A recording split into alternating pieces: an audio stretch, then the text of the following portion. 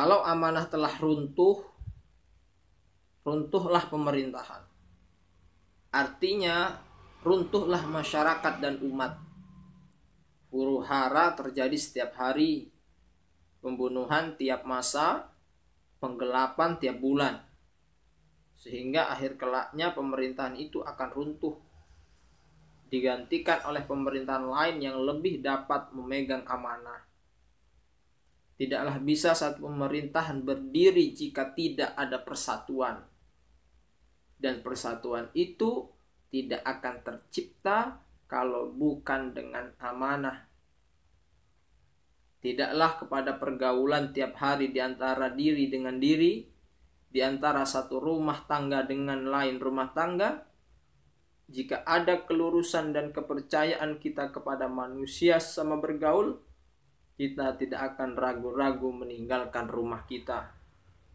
Sebab istri bisa dipercaya, teman dekat rumah bisa pula dipercaya.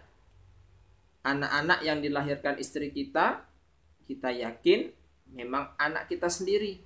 Tidak ragu-ragu meninggalkan barang-barang, karena kita percaya tidaklah akan ada orang yang mencurinya. Jika hilang amanah dari umat, na'udzubillahi min dzalik, alamat umat itu akan condong ke jurang, akan jatuh dan hilang namanya, menjadi umat yang fakir dan miskin, ditimpa oleh bahaya bencana, penyakit yang tak berkeputusan, penyakit lahir dan batin. Bismillahirrahmanirrahim. Qala al-muallifu rahimahullahu ta'ala wa nafa'ana bihi wa bi'ulumihi fid dharaini. Amin.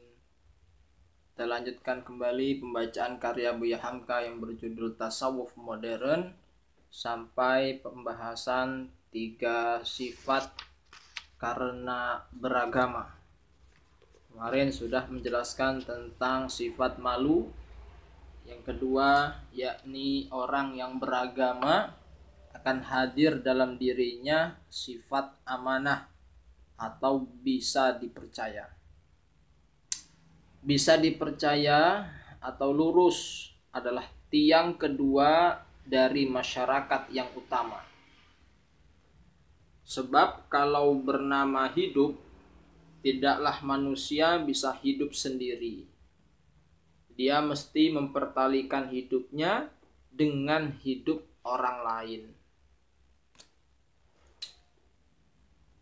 Ada pernyataan dari Herbert Spencer yang menyampaikan bahwasanya hidup itu ialah kelancaran hubungan diri dengan luar diri. Sedang nasi sesuap tak bisa masuk mulut kalau tidak beribu bahkan bermiliar orang yang mengerjakan. Dia mesti ditanam oleh petani yang beribu banyaknya. Mesti ditumbuk oleh mesin penumbuk padi yang dahulunya dibuat oleh pabrik di Eropa, yang mempunyai buruh beribu-ribu orang.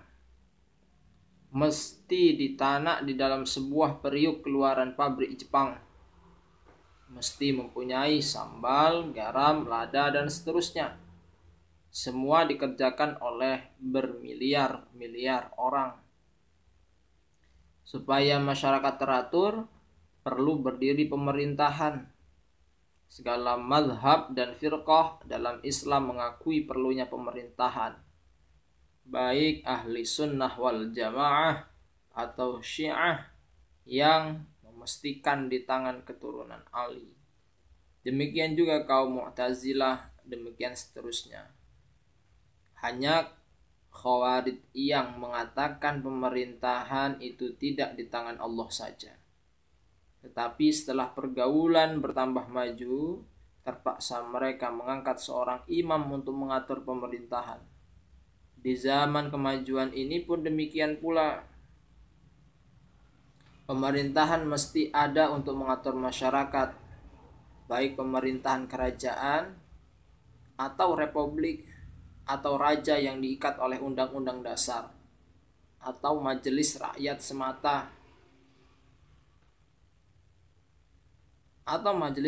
semata, namun pemerintahan mesti ada. Pemerintahan adalah badan yang mempunyai kaki, tangan, kepala, perut, dan tulang, urat, darah, dan daging. Ada yang jadi polisi menjaga keamanan dalam negeri, ada tentara menjaga serangan dari luar,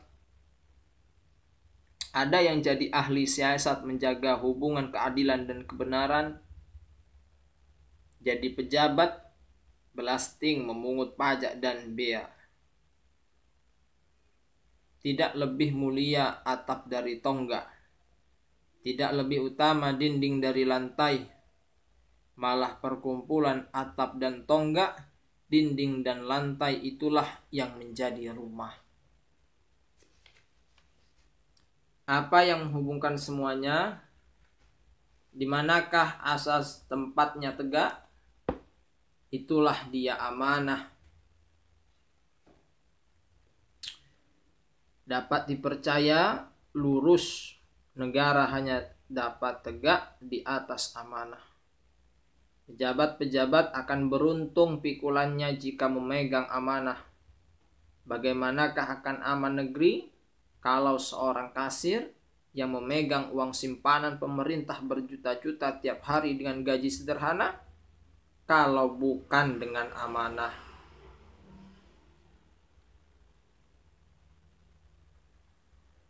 Bagaimanakah maling, perampok, pencurian, dan segala kejahatan dalam negeri akan dapat dibasmi kalau penjaga-penjaga keamanan, polisi, dan seterusnya tidak memegang amanah? Kalau amanah telah runtuh, runtuhlah pemerintahan.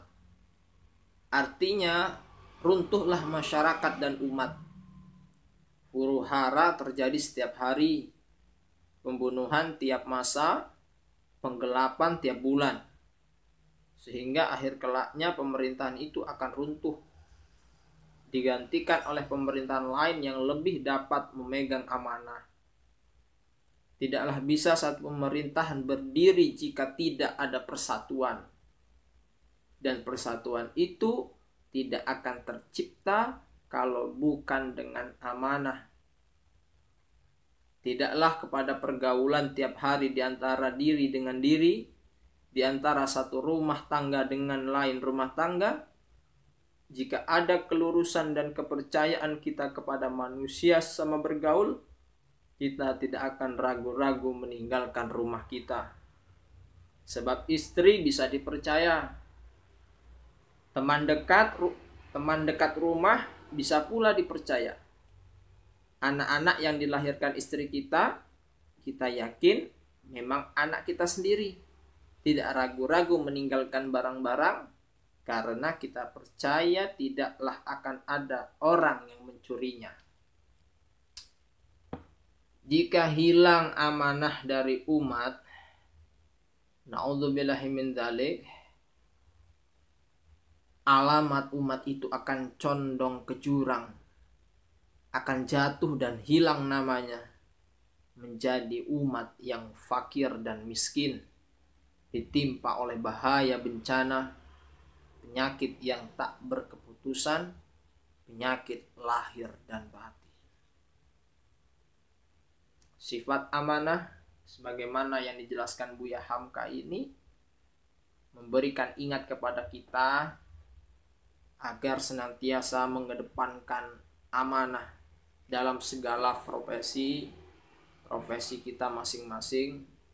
Sebagaimana penjelasan Buya Hamka dalam karyanya yang lain, apapun profesi yang dinilai itu adalah tanggung jawabnya, yakni amanah kita dalam menjalankannya.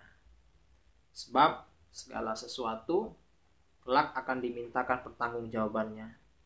Mudah-mudahan kita semua mampu amanah dalam segala hal, baik di rumah tangga, baik di lingkungan, baik di tempat kerja, dimanapun saja berada. Insya Allah ini akan menjadi suatu kebahagiaan bersama. Allahu a'lam bishawab. Kita lanjutkan pertemuan yang akan datang tentang sifat sidik. Salam dari pencinta Buya Hamka.